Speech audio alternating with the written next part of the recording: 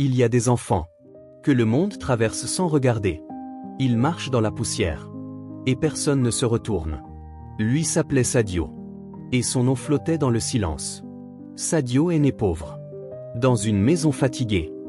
Des murs fissurés. Et des voies toujours dures. Chez lui, on ne demandait jamais comment il allait. Ok. On ordonnait. On comparait. Sadio apprenait vite. À devenir invisible. À marcher sans bruit. À respirer doucement. Ses mains portaient déjà des marques. Pas toutes visibles. Certaines venaient des coups. D'autres des mots. Des mots lourds. Répétés trop souvent. Tu ne vaux rien? Tu n'iras nulle part. Ces phrases restaient. Longtemps après le silence. Sadio ne répondait pas. Il encaissait. À l'école. Le monde n'était pas plus tendre. On ne le frappait pas. On l'oubliait. Il levait la main. Personne ne la voyait. Il parlait.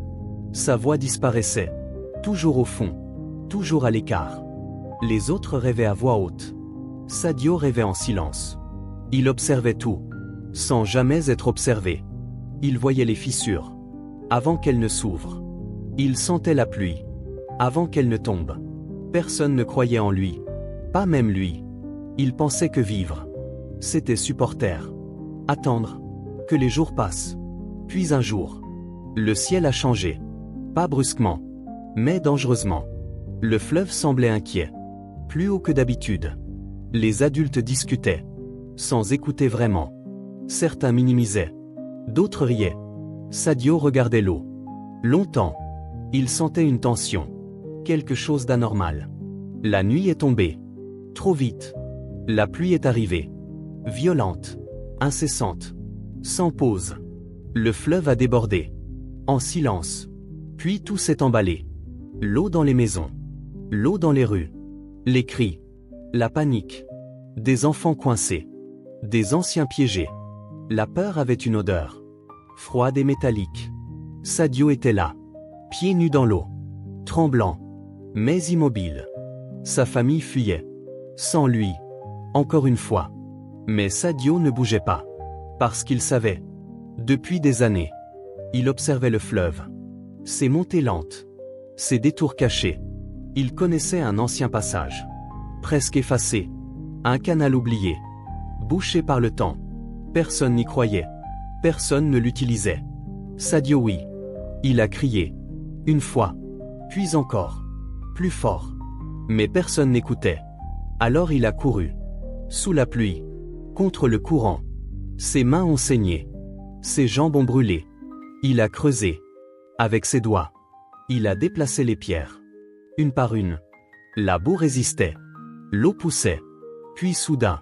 Elle a cédé. Un nouveau courant est né. L'eau a changé de direction. Lentement. Le niveau a baissé. Progressivement. Les cris se sont espacés. Les souffles sont revenus.